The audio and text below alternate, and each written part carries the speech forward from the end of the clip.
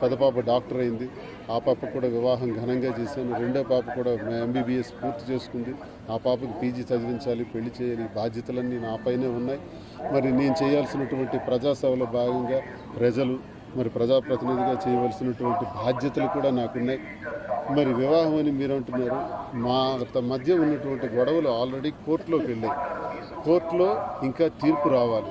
కోర్టులో తీర్పు రాకుండా ఇటువంటి ప్రస్తావన అన్నది జరగదు.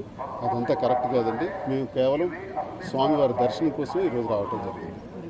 జనాల్లో వచ్చే ప్రజాప్రతినిధి కాబట్టి జనాల్లో వచ్చే ఈ నానుని జవాబు చెప్తారు. లేదండి, అదే నేను చెప్తున్నాను. ఇప్పుడు ఏదైతే ప్రచారం జరుగుతుందో మేమిద్దరు వివాహం చేసుకున్నామని, వివాహం చేసుకుని దానికి ఈరోజు వచ్చామని, అందుకే దర్శనం చేసుకున్నామని, అది అబద్ధం అండి.